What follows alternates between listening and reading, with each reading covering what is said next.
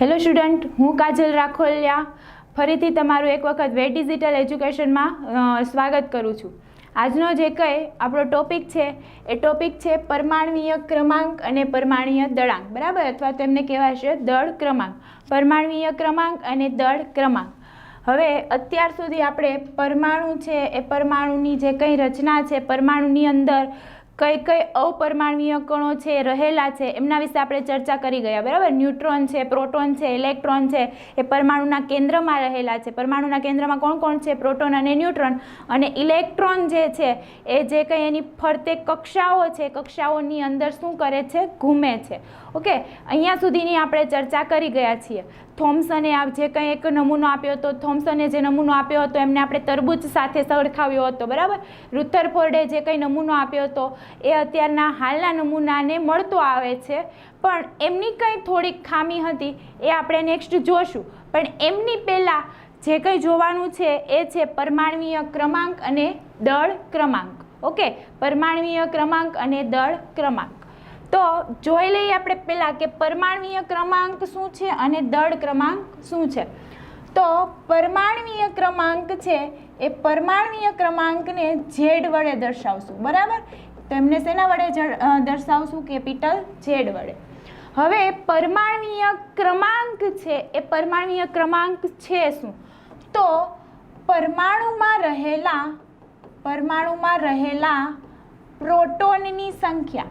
Okay, પરમાણુમાં રહેલા પ્રોટોનની સંખ્યા, અથવા તો હવે આપણને ખબર છે કે જેટલા પ્રોટોન હોય એટલા જ ઇલેક્ટ્રોન હોય, બરાબર. જેટલા પ્રોટોન હશે એટલા જ ઇલેક્ટ્રોન હશે. પણ અહીંયા શું આવશે કે તટસ્થ પરમાણુમાં રહેલા ઇલેક્ટ્રોનની સંખ્યા. હવે આપણને પ્રશ્ન થાય કે આ તટસ્થ પરમાણુ કેમ લીધો? ઓકે, તટસ્થ કેમ લીધું? તો તટસ્થનો મતલબ શું થશે કે ધારો કે Na છે, બરાબર. ધારો કે સોડિયમ છે, તો સોડિયમ છે, સોડિયમની અંદર 11 શું છે? પ્રોટોન છે. ઓકે, 11 પ્રોટોન છે, જે કયો વીજભાર ધરાવે છે પ્લસ, અને એમની સાથે બીજું શું છે? 11 ઇલેક્ટ્રોન છે. ઓકે, 11 ઇલેક્ટ્રોન છે, અને એ કેવો વીજભાર ધરાવે છે? નેગેટિવ, મતલબ ઋણ વીજભાર ધરાવે છે. તો બંને 11 પ્રોટોન 11 ઇલેક્ટ્રોન છે, બંને એકબીજાની અસરને કેવી કરી નાખશે? નાબૂદ કરી નાખશે. એટલે 11 મતલબ કે સોડિયમ છે અત્યારે કેવો છે? સ્થિર છે. કેવો છે? વિદ્યુતીય રીતે કેવો છે? સ્થિર છે, બરાબર. ફરીથી એક વખત કે સોડિયમ છે એ સોડિયમ એટલે કે Na, એ સોડિયમ શું કરે છે? તો કે 11 પ્રોટોન અને 11 ઇલેક્ટ્રોન ધરાવે છે. કે પ્રોટોન અને ઇલેક્ટ્રોન છે એનો મતલબ શું થયો કે પ્રોટોન છે એ પ્લસ વીજભાર અને ઇલેક્ટ્રોન છે માઇનસ વીજભાર ધરાવે છે. ઓકે, સરસ. ચાલો, પ્રોટોન અને ઇલેક્ટ્રોન એ બંને એકબીજાનું શું કરશે? એમની જે કંઈ અસર છે એકબીજા નાબૂદ કરી નાખશે. એટલે વિદ્યુતીય રીતે જે કંઈ સોડિયમ છે કેવો બની જશે? સ્થિર બની જશે. અને આ જે કંઈ સોડિયમ છે એને આપણે શું કહેશું? તટસ્થ પરમાણુ. તો હવે સોડિયમના બીજા કયા હોય? તો કે સોડિયમ છે એ Na+ તરીકે હોય. શું હોય? Na+ તરીકે હોય. એટલે શું થશે કે સોડિયમ છે એમણે એક ઇલેક્ટ્રોન છે એ ગુમાવી દીધો છે, બરાબર. એમણે શું કર્યું છે? એક ઇલેક્ટ્રોન ગુમાવી દીધો છે. તો એક ઇલેક્ટ્રોન ગુમાવે એટલે Na+.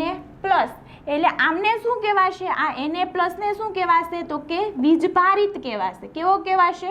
વીજભારિત કહેવાશે. અને એને કંઈ નથી ગુમાવ્યું, જે છે બધું જ છે. એમની પાસે 11 ઇલેક્ટ્રોન છે. અહીંયા Na+માં કેટલા ઇલેક્ટ્રોન હશે? 10 ઇલેક્ટ્રોન હશે. કેટલા ઇલેક્ટ્રોન હશે? 10 ઇલેક્ટ્રોન છે. કેમ? તો કે એક ઇલેક્ટ્રોન એ શું કરે છે? ગુમાવે છે. જો ગુમાવે તો કયો ચાર્જ આવશે? પ્લસ આવશે, બરાબર. જો ગુમાવે તો કયો ચાર્જ આવશે? પ્લસ ચાર્જ આવશે.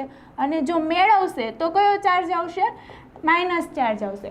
ઓકે, તો સોડિયમ છે પ્લસ ચાર્જ. કેમ પ્લસ ચાર્જ? મતલબ કે સોડિયમ કેમ ઇલેક્ટ્રોન ગુમાવે છે, કેમ નથી મેળવતો, એ પણ જ્યારે આવશે ત્યારે જોશું, કેમ કે એ ડિટેલમાં છે. પણ અહીંયા જે કંઈ Na+ છે, Na2+ છે, બરાબર, આ બધા શું છે? તો કે એમના તટસ્થ પરમાણુ નથી. એ કેવા છે? વિદ્યુત ભારિત છે. ઓકે, તો એટલા માટે અહીંયા શું શબ્દ પ્રયોગ કર્યો છે, તટસ્થ પરમાણુમાં રહેલા ઇલેક્ટ્રોનની સંખ્યા।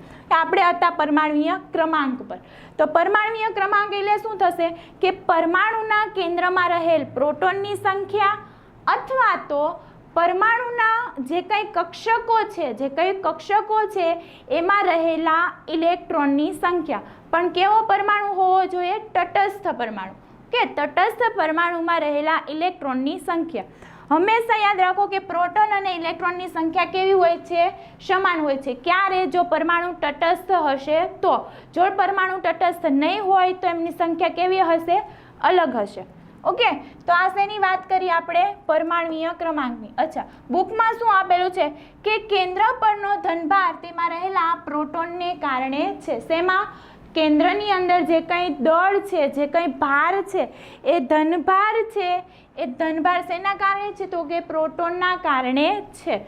આગળ પ્રસ્થાપિત કર્યા પ્રમાણે પ્રોટોનનો ભાર ઇલેક્ટ્રોનના ભાર જેટલો, પરંતુ તેનાથી કેવો છે, વિરુદ્ધ છે।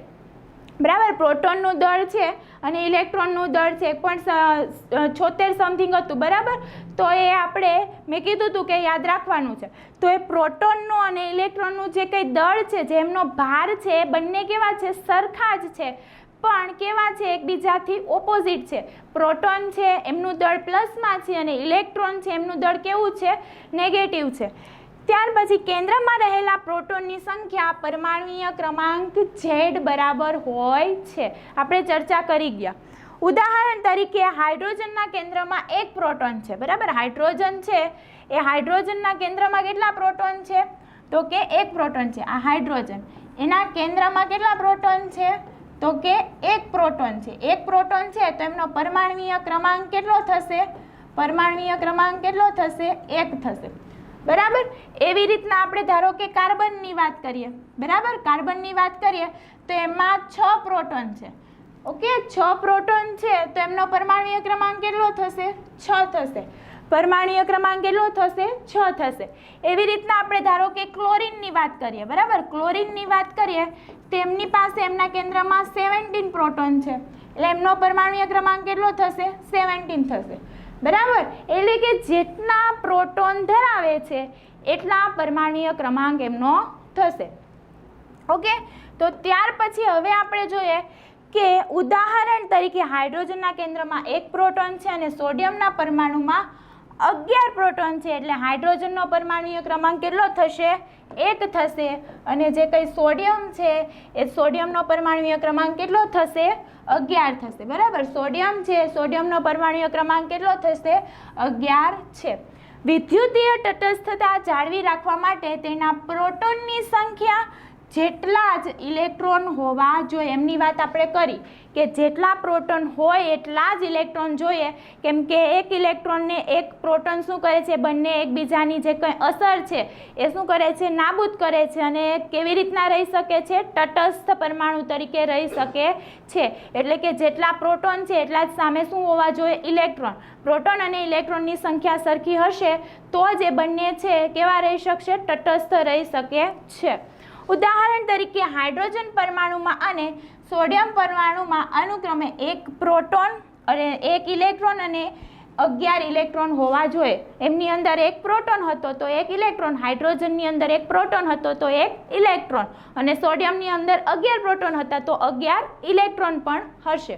ઓકે, ત્યાર પછી તમને કીધું છે કે પરમાણુય ક્રમાંક જે Z છે એમને આપણે કેવી રીતના દર્શાવશું, તો પરમાણુય ક્રમાંક Z બરાબર પરમાણુમાં રહેલા પ્રોટોનની સંખ્યા અને તટસ્થ પરમાણુમાં રહેલા ઇલેક્ટ્રોનની સંખ્યા, બરાબર। તટસ્થ પરમાણુમાં રહેલા ઇલેક્ટ્રોનની સંખ્યા। પ્રોટોનને કારણે જ કેન્દ્રનો ધનભાર હોવાથી કેન્દ્રનું દળ પ્રોટોન અને ન્યુટ્રોનના દળને લીધે જ હોવું જોઈએ। જે કેન્દ્રનું દળ છે શેના લીધે હોવું જોઈએ, પ્રોટોન અને ન્યુટ્રોનના લીધે જ હોવું જોઈએ। અગાઉ નોંધ્યા પ્રમાણે, આપણે અગાઉ શું નોંધ્યું, તો કે અગાઉ નોંધ્યા પ્રમાણે કેન્દ્રમાં રહેલ પ્રોટોન અને ન્યુટ્રોનને સંયુક્ત રીતે શું કહેવામાં આવે છે, ન્યુક્લિયોન્સ કહેવામાં આવે છે। હવે આપણી પાસે અહીંયા નવો શબ્દ આવ્યો, ન્યુક્લિયોન્સ, બરાબર। તો ન્યુક્લિયોન્સ એટલે શું થશે, તો કે પ્રોટોન ઓકે, પ્રોટોન અને ન્યુટ્રોન છે એ બંનેને સંયુક્ત રીતે જો આપણે કેવું હશે તો એમને શું કહેવાય? ન્યુક્લિયોન્સ કહેવાય. કેવી રીતના?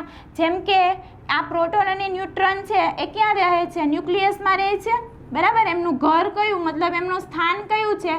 તો કે ન્યુક્લિયસ, બરાબર. પ્રોટોન અને ન્યુટ્રોન છે એ ક્યાં રહે છે? ન્યુક્લિયસમાં રહે છે. હવે આપણે બધા ઇન્ડિયામાં રહીએ છીએ તો આપણને શું કહેવાય? ઇન્ડિયન્સ કહેવાય. એવી રીતના પ્રોટોન અને ન્યુટ્રોન છે એ ક્યાં રહે છે? ન્યુક્લિયસમાં રહે છે. તો આપણે એમને શું કહેશું? ન્યુક્લિયોન્સ કહેશું, બરાબર.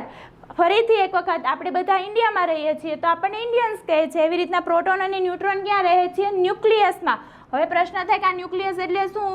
તો કેન્દ્રને શું કહેવાય? ન્યુક્લિયસ. ઇંગ્લિશમાં એમને ન્યુક્લિયસ કહેવાય.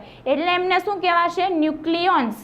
કોને? પ્રોટોન અને ન્યુટ્રોનને, બરાબર. હવે આપણે પરમાણુને ફરીથી એક વખત જોઈ લઈએ. આ પરમાણુ છે, એમની અંદર આ જે કંઈ કક્ષકો છે, બરાબર. એ કક્ષકોની અંદર આ શું છે? કેન્દ્ર છે. અને કેન્દ્રની અંદર કોણ છે? તો કે કેન્દ્રની અંદર પ્રોટોન અને ન્યુટ્રોન છે, બરાબર. કેન્દ્રની અંદર કોણ છે? પ્રોટોન અને ન્યુટ્રોન છે. અને જે કંઈ ઇલેક્ટ્રોન છે એ આ ઇલેક્ટ્રોન આની અંદર ફરતે શું કરે છે? ઘૂમે છે. અત્યાર સુધીનું આપણે આવું જોયું. જે કંઈ ઇલેક્ટ્રોન છે અને પ્રોટોન છે એમની સંખ્યા કેવી હોય છે? સરખી હોય છે.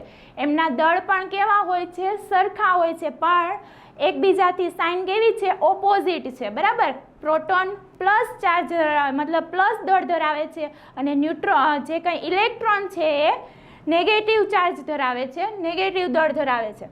ઓકે, ત્યાર પછી કીધું છે કે ન્યુક્લિયોનની કુલ સંખ્યા છે એમને શું કહેવાશે? દળ ક્રમાંક. એટલે કે P+N. ન્યુક્લિયોન એટલે કે પ્રોટોન પ્લસ ન્યુટ્રોન, એમની જે કંઈ સંખ્યા છે એમને કહેવાશે દળ ક્રમાંક. અને દળ ક્રમાંક છે એમને આપણે દર્શાવશું કેપિટલ A વડે. ઓકે, પરમાણ્વીય ક્રમાંકને આપણે દર્શાવશું કેપિટલ Z વડે, અને જે કંઈ દળ ક્રમાંક છે એમને આપણે દર્શાવશું કેપિટલ A વડે. એમનાથી એક રાશિ બને છે, એમને હવે આપણે સમજી લઈએ, બરાબર. એમનાથી એક રાશિ બને છે, એમને આપણે સમજી લઈએ. તમે આવર્ત કોષ્ટક જોશો તો તમને આ રીતની એક રચના જોવા મળશે, બરાબર. આ રીતની એક શું જોવા મળશે? રચના જોવા મળશે. જેમાં શું હશે કે જે કંઈ ઉપર છે આ શું હશે? તમારી તત્વનું નામ હશે, બરાબર. આ શું છે? તત્વનું નામ, એમની સંજ્ઞા હશે. ત્યાર પછી આ હશે તમારો પરમાણ્વીય ક્રમાંક, અને ઉપર હશે દળ ક્રમાંક, બરાબર. એમાં x શું છે?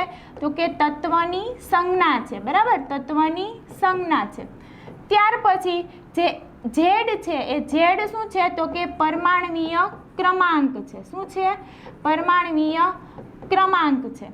અને ત્યાર પછી જે a છે એને શું કહેશું આપણે? દળ ક્રમાંક. શું કહેશું? દળ ક્રમાંક, બરાબર. જેમ કે 1H1, બરાબર. તો આ શું છે? 1 છે એ શું છે? પરમાણ્વીય ક્રમાંક છે, બરાબર. તો આ રીતના એમની સંજ્ઞા થશે. એ આવશે એટલે આપણે પછી વ્યવસ્થિત સમજશું. પણ આ શું હતું? વાત આપણે શેની કરી? કે દળ ક્રમાંક અને પરમાણ્વીય ક્રમાંક છે એ કોને કહે છે? તો દળ ક્રમાંક છે એ કોણ ભેગું મળીને થાય છે? તો કે ન્યુટ્રોન અને પ્રોટોન, એમની જેટલી સંખ્યા છે એમને આપણે શું કહેશું? દળ ક્રમાંક કહેશું, બરાબર. ત્યાર પછીનો જે કંઈ ટોપિક છે સમભારિકો અને સમસ્થાનિકો, બરાબર. એના પછીનો જે કંઈ ટોપિક છે એ છે સમભારિકો અને સમસ્થાનિકો, જે આપણે નેક્સ્ટ વિડીયોની અંદર જોશું. નમસ્તે.